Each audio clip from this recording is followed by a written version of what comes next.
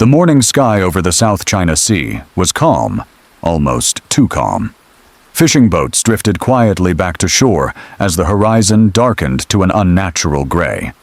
Far above, satellites captured the birth of something vast, a perfect spiral forming out of warm, tropical waters. They called it Kalmaegi. Within hours, it began to grow, feeding on heat, twisting, pulsing, alive. The storm's eye widened to nearly 30 miles across its winds, sharpening past 140 miles per hour.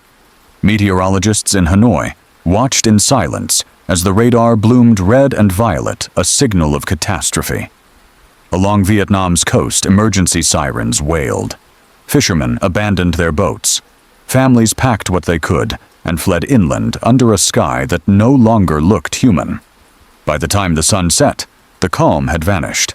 The ocean had awakened, and by sunrise, Vietnam would face the storm of the century.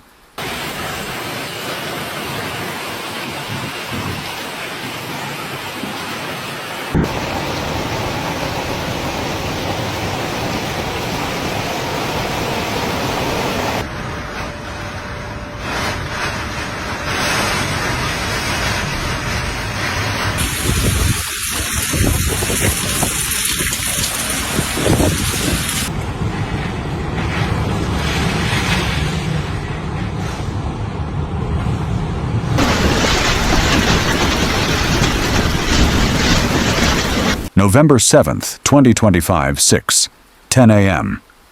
The first gusts of Typhoon Kalmaegi slammed into Quang Ngai, howling like jet engines across the empty streets. Within minutes, 145-mile-per-hour winds ripped through coastal neighborhoods, tearing metal roofs from homes and hurling them like blades into the rain. Waves as high as 20 feet crashed over the seawalls, swallowing entire fishing docks. Boats were hurled inland, smashing against houses as if they were made of paper. The air was thick with flying debris. Corrugated steel shattered glass and broken trees swirling in a deadly storm of chaos. Across the province, the power grid collapsed. A blinding flash, then darkness. The only light came from emergency sirens flickering red through the rain. In Dak Lak, 60 miles inland, the wind still screamed above 100 km/h. Farmlands turned into rivers, and muddy torrents cut through entire villages. Reporters described the sound as a roar that never ended. It wasn't just a storm, it was the earth itself unchained.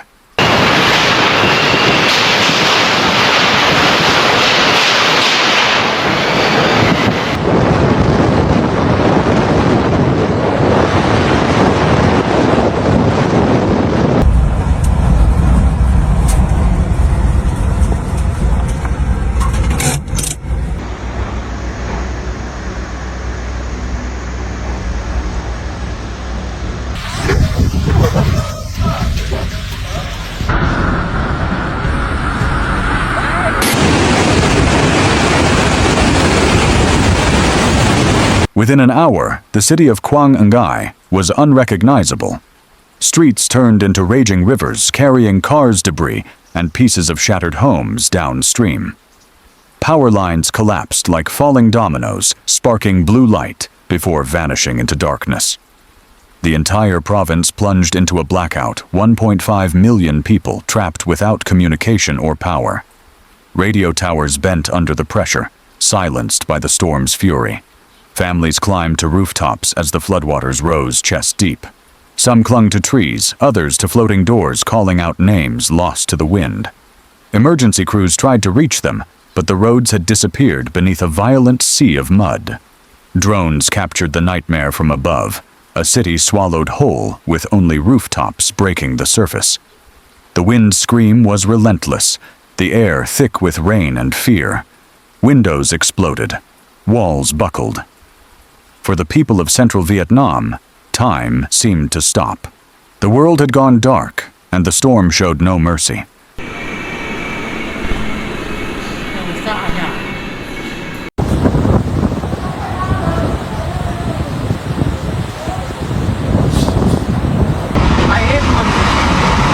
Nhà kia sập luôn rồi này.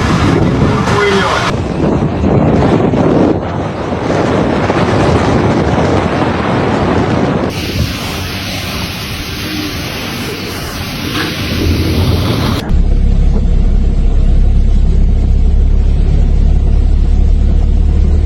the heart of the storm, humanity fought back.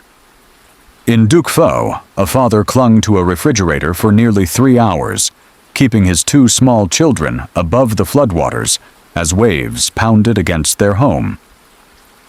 In Dak Lak, nurse Lin Tran refused to abandon her clinic.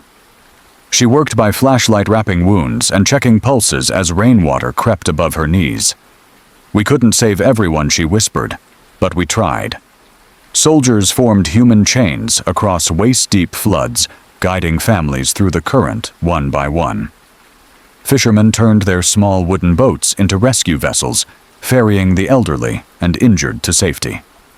In the dark, people lit candles inside floating homes, tiny beacons against the black sea of the storm.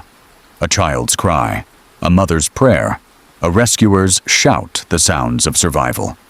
Even as the wind screamed and walls collapsed, one truth remained: the human spirit doesn't surrender.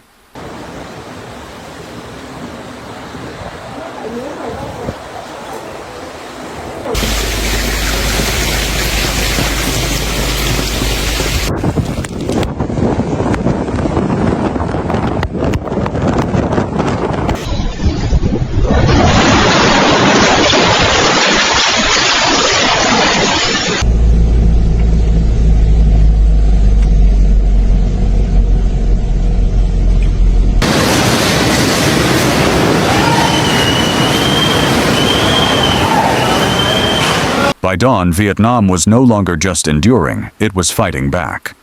The government declared a state of emergency across 5 provinces. Within hours, 40,000 soldiers, firefighters and police officers were mobilized.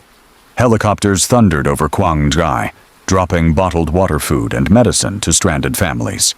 In Dak Lak, military convoys rolled through flooded streets, headlights cutting through the rain. Amphibious vehicles ferried doctors into isolated villages, while fishermen turned their boats into rescue crafts. Loudspeakers echoed through the storm. "Stay calm. Help is coming." From Hanoi, the National Command Center coordinated everything through satellite links after all ground communications failed. International support soon followed. Japan sent emergency tents. The United States shipped medical kits and portable generators. South Korea deployed rescue teams specialized in flood recovery. Across the chaos, one image stood out: soldiers and civilians shoulder to shoulder, clearing debris under the same rain. The storm had tried to break a nation. Instead, it had united it.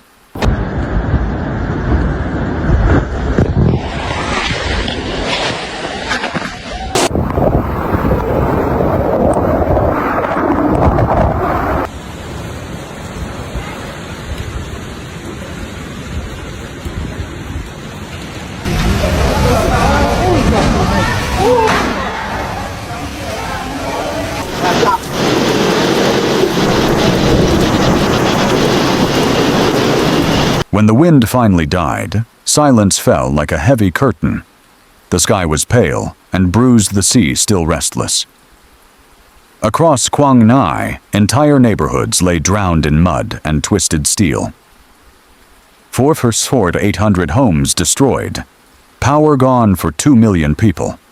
The storm had left behind a wasteland of broken glass, splintered walls, and ghostly streets where nothing moved. In Dak Lak, bridges lay in ruins, cutting villages off from the outside world. Rice fields shimmered under a layer of brown water, the harvest erased in a single night. Families wandered through what was once their homes, searching not for furniture, but for memories. A photograph, a toy, a name written in dust, the smell of wet earth mixed with smoke. The horizon was silent, except for the slow, steady sound of dripping water. Kalmaegi had passed. But in its wake, time itself seemed to stop, a moment suspended between devastation and the will to begin again.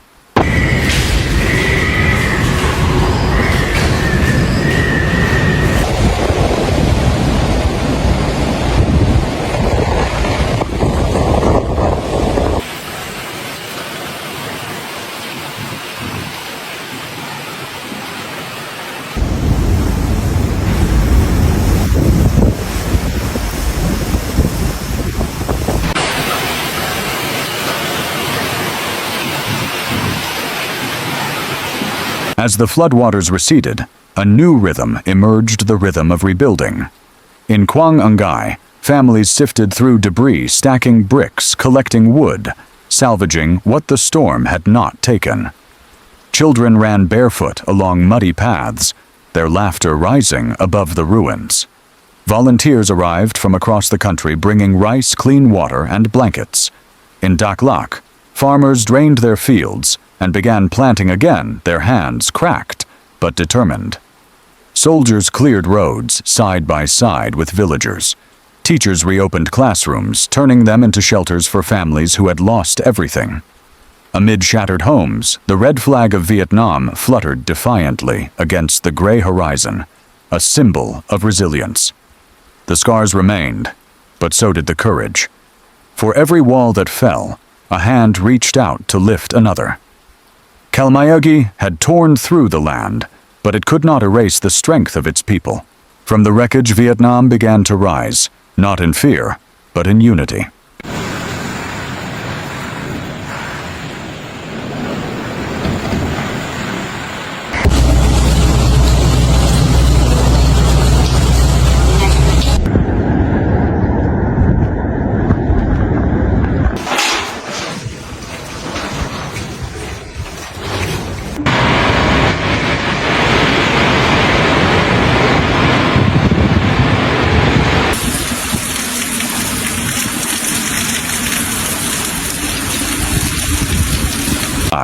As dawn broke over Vietnam's battered coastline, the storm was gone, but its echo remained.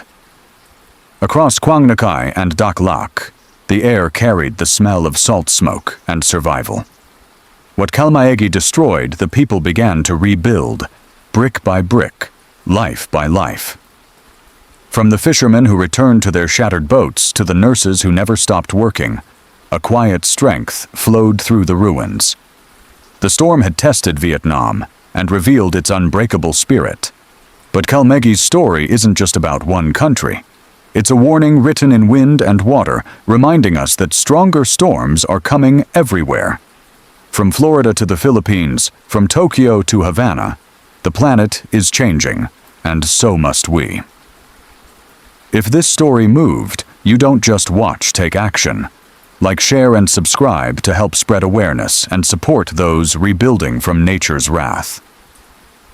Stay informed, stay compassionate, because the next storm is already forming somewhere beyond the horizon.